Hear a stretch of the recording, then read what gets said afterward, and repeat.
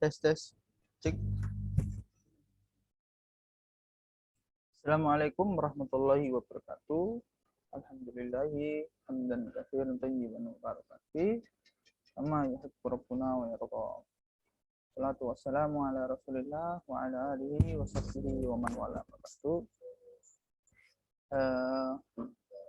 Anakku, pada pagi hari ini alhamdulillah kita diberikan nikmat kesehatan dan juga kesempatan karena Allah Subhanahu wa taala telah mengizinkan kita untuk mengikuti pembelajaran pada hari ini dengan keadaan sehat walafiat.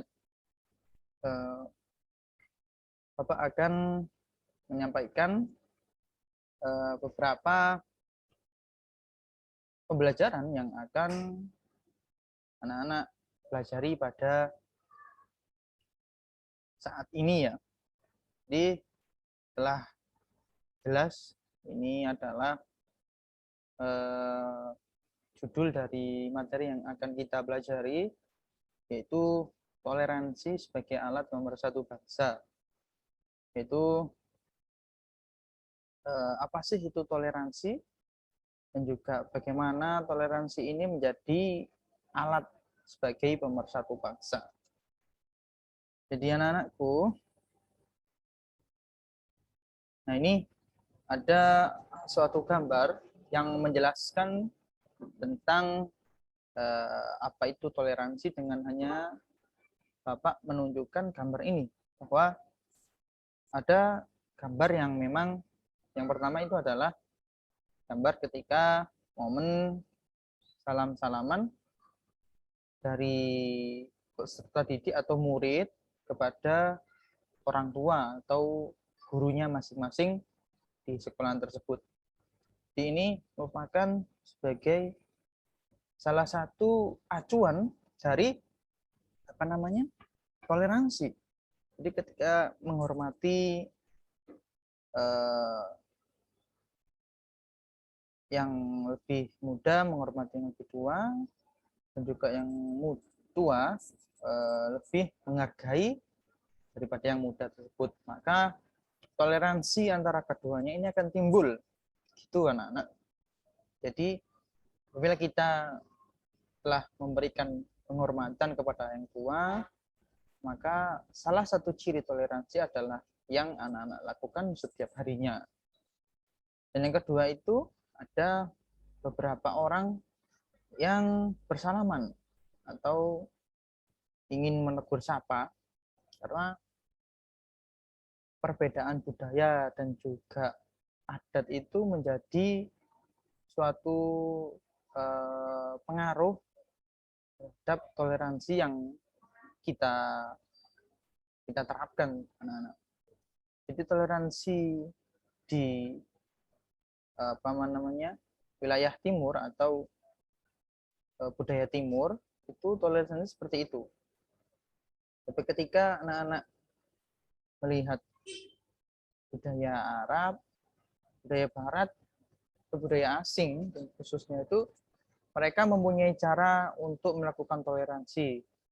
Nah, salah satu caranya adalah ini ada budaya dari Timur Tengah bahwa salaman mereka tetap salaman atau saling bersalaman ketika ada suatu acara. Namun ketika menghormati yang lebih hormat, menghormati dengan penghormatan yang lebih, maka budaya Timur Tengah ini saling menempelkan pipi ya, menempelkan pipi dari saudara-saudara tersebut. Jadi tidak ada perempuan di sini, anak-anak. Yang ketiga ini adalah salah satu foto dari keluarga yang menandakan bahwa toleransi itu ada sampai lini dari terkecil sampai lini dari yang kita alami dari sebuah keluarga itu ada toleransi. Gitu anak-anak. Jadi apakah paham makna toleransi yang ada di sekitar kita minimal? Baik itu terjadi di lingkungan sekolah kita, di lingkungan keluarga, dan juga lingkungan masyarakat kita. Itu. Nah, ada sebuah pengertian dari para ahli, banyak memang, tapi hanya saya sebutkan satu saja, bahwa toleransi adalah menurut dari Purwadarminta. Beliau adalah seorang ahli pakar, bahwa mengatakan toleransi adalah sebuah sikap yang dimiliki seseorang dalam memperbolehkan adanya suatu perbedaan dari orang dengan dirinya. Ya, cakupan perbedaannya ini cukup luas, yaitu meliputi perbedaan pendapat, pandangan atau keyakinan. Jadi anak-anakku sekalian, toleransi itu adalah sebuah sikap yang memperbolehkan lawan dari kita atau saudara dari kita itu memiliki pandangan, memiliki keyakinan, dan juga memiliki pendapat yang berbeda dari kita. Jadi tidak ada semisal anak-anak memiliki saudara yang dimana saudara itu memiliki perbedaan pendapat ketika bertentangan dengan suatu hal. Nah, itu dari itu kita lihat bahwa toleransi yang ada itu kita bangun dari sekecil itu, anak-anak. Toleransi dimulai dari yang kecil, yaitu apa? Rasa legowo kita ketika berbeda pendapat dengan saudara kita. Nah, ketika berbeda pendapat tentunya pandangan setiap orang itu juga berbeda, apalagi keyakinan. Nah, jadi ketika kita menemukan saudara-saudara kita atau yang non-muslim itu meyakini bahwa yang sedemikian rupa kita tidak sebutkan, maka cukup kita menghargainya tanpa mencaci maki dari keyakinan tersebut. Karena Rasulullah SAW juga pernah melarang mencaci maki agama selain dari Islam. Maka ketika andai saja anak-anak memiliki keyakinan terus dicaci maki, apakah cacian itu menjadi cacian itu menjadi legowo di hati? Tentu tidak, kawan-kawan. Nah, ketika cacian itu ya maka dibalas dengan cacian gitu. Maka Rasulullah SAW ini tidak menganjurkan mencaci maki dari selain keyakinan yang kita anut, meskipun kita benar.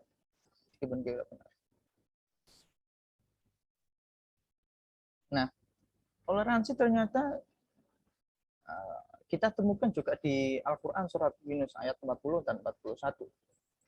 Wa minhum man yu'minu bihi wa minhum man lam yu'minu bihi wa rabbuka a'lamu bil mufsidin.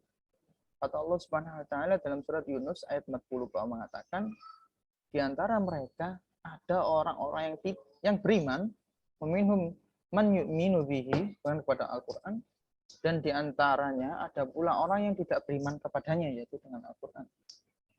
Wa rabbuka a'lamu bil mufsidin, dan Rabb mulah atau Tuhan mulah yang lebih mengetahui orang-orang itu berbuat kerusakan. Maka Allah Subhanahu wa taala dalam ayat ini menjelaskan bahwasanya Allah Subhanahu wa taala juga menciptakan, menjadikan orang-orang yang tidak beriman juga yang beriman. Jadi ada perbandingan yang sangat jelas bahwa ketika toleransi ini diterapkan, maka membutuhkan objek, yaitu orang-orang yang tidak sekeyakinan dengan kita. Maka Allah Subhanahu wa taala menciptakan dan menjadikan keyakinan itu juga berbeda, anak-anak. Jadi perlu disadari bahwa toleransi ini ada ketika keyakinan itu berbeda. Itu anak-anak. Dan juga ayat selanjutnya, wa in kadzabuka fakulli amali walakum amalukum antum bari'una mimma a'malu wa ana bari'u mimma ta'malun. Dan jika mereka mendustakan kamu, maka katakanlah bagiku pekerjaanku dan bagimu pekerjaan. Kamu berlepas diri terhadap apa yang aku kerjakan dan aku pun berlepas diri terhadap apa yang kamu kerjakan. Allah SWT juga telah menjelaskan di sini bahwa pembatas-pembatas ibadah, pembatas-pembatas keyakinan itu terjadi atau tercipta ketika kita tidak mengurusi saudara-saudara yang tidak beriman dengan kita, dan juga tidak tidak mengakui bahwa ya ini pekerjaanku dan itu pekerjaanmu. Semisal ini ibadahku dan juga itu ibadahmu. Jadi anak-anak sekalian, bahwa toleransi ini begitu sangat kental dan terasa sehingga Allah Subhanahu wa taala menyebutkan atau mention permasalahan ini di surat Yunus ayat 40 dan 41. Selanjutnya, nah, ada 3 pesan yang disampaikan oleh Allah Subhanahu wa taala dalam surat Yunus ini. Yang pertama itu adalah umat manusia terbagi jadi 2 golongan. Tentu 2 golongan ini menurut Allah Subhanahu wa taala dan juga menurut Al-Qur'annya, yaitu menurut wahyunya. Maka perbedaan atau pendapat dari Al-Qur'an ini bahwa tidak ada yang membeda-bedakan golongan kecuali golongan 2 ini, umat Islam dan juga umat kafir atau non-muslim. Kita ketahui bahwa, dan juga keyakinan kita mengatakan bahwa seandainya nanti di hari akhir tidak akan kita mengenal dari bangsa mana, dari suku mana dan ras mana, tidak akan. Orang yang membedakan itu ya tadi menurut Allah SWT, orang yang beriman dan orang yang tidak beriman itu akan menjadi pedoman Allah SWT untuk meletakkan setiap hambanya atau manusia tersebut apakah masuk dalam surga atau dalam neraka. Terus yang kedua adalah Allah mengetahui setiap perbuatan. Allah Subhanahu wa taala dalam ayat yang 41 tadi disebutkan bahwa memang setiap apa yang kita kerjakan, baik entah itu yang beriman dan juga yang tidak beriman, itu akan diketahui oleh Allah Subhanahu wa taala. Maka barang siapa yang memang ingin beriman kepadanya, pada Allah Subhanahu wa taala, ya monggo. Tidak ada paksaan, la raiba fihi. Dan juga yang ingin beriman kepada Allah Subhanahu wa taala dan juga tidak ada untungnya pada Rabb kita. Jadi, anak sekalian, memang toleransi ini maknanya sangat jelas dan juga lugas gitu. Dan yang pesan terakhir itu adalah harus teguh. Bagaimana yang disampaikan dari ayat tersebut yang 41, bahwa orang beriman itu senantiasa tegas terhadap keyakinannya, sebagaimana ketegasan orang-orang yang tidak beriman itu menegaskan keimanannya. Harus seperti itu, teman-teman atau anak-anak. Ketegasan yang anak-anak yakini Allah itu juga Rabb kita dan Nabi Muhammad SAW itu adalah utusannya, maka dia harus tegas dengan keyakinan yang anak-anak yakin gitu. Sebagaimana ketegasan orang-orang yang tidak beriman yang mengatakan bahwa Nabi Yesus atau Nabi Isa alaihissalam itu sebagai Tuhan. Itu karena meskipun keyakinan yang anak-anak anut itu berbeda di masyarakat atau lingkungan sekitar. Jadi malah Rasulullah SAW juga dulu menyebarkan agamanya juga, dia tidak seiman dan tidak sekepercayaan, satu keyakinan terhadap masyarakat sekitar. Maka apa yang terjadi? Maka beliau sabar, menghimpun kekuatan, membangun ikhtiar, menawarkan agama Islam tentunya. Selanjutnya, anak-anak, adapun dari hikmah dari toleransi adalah menjaga keharmonisan masyarakat. Bahwa yang kita ketahui sesungguhnya toleransi ini adalah permasalahan besar di Indonesia, anak-anak. Terdapat banyak sekali masalah-masalah toleransi yang belum sampai sekarang ini terselesaikan oleh negara. Kejadian Poso, kejadian Ambon, ini toleransi juga antar suku, di Sampit, di Papua juga.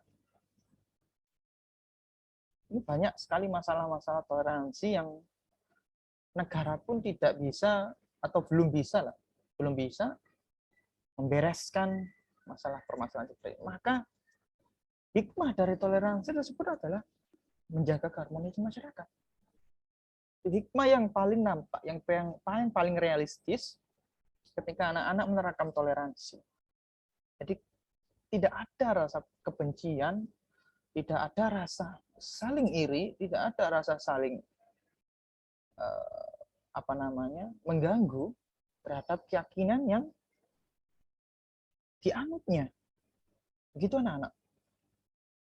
Dan yang kedua itu hikmah dari toleransi adalah menjaga perpecahan. Itu sudah nyata sekali. Sudah nyata sekali. Ketika kita melakukan toleransi, maka sikap menghargai, sikap luwes, sikap legowo, itu pasti tentu ada di kita. Setiap insan masing-masing ketika melakukan toleransi. Itu coba anak-anak terapkan, atau orang-orang yang berada yang tadi permasalahannya Bapak sebut tadi, coba diterapkan saja. Maka tidak ada insya Allah perpecahan ataupun intoleransi atau katanya orang-orang tersebut. Dan yang ketiga adalah menyatukan perbedaan. Itu jelas. Indonesia ini banyak agamanya, banyak sukunya, maka toleransi ini wajib dibutuhkan anak-anak. Jadi ketika ada perbedaan yang banyak, maka salah satu solusinya dari beribu solusi yaitu solusi singkat, menyatukan perbedaan dari toleransi tadi.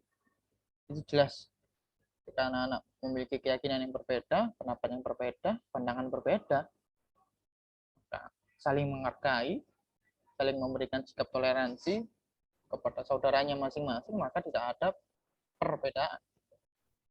Memang ada, walaupun akan tetapi nanti insya Allah akan menyatukan perbedaan tersebut yang mengakibatkan tidak adanya perpecahan. Perbedaan itu mungkin kata-kata orang rahmat, perbedaan adalah rahmat.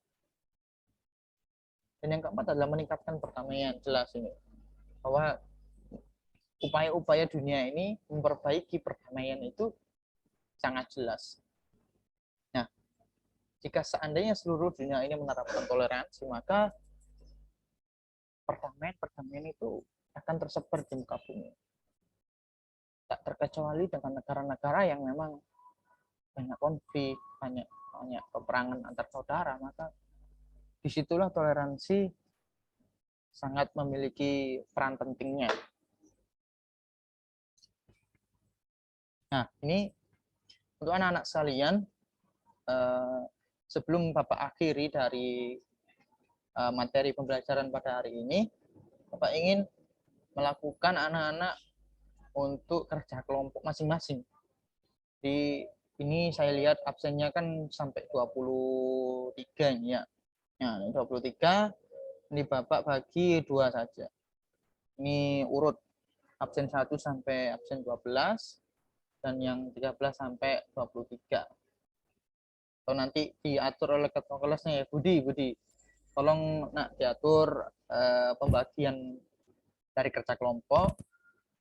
Yang pasti nanti kerja kelompoknya dibagi dari absensi saja biar nggak ada kecemburuan ya. Jadi anak-anak tolong diperhatikan, kerja kelompok ini sangat simpel sekali kok.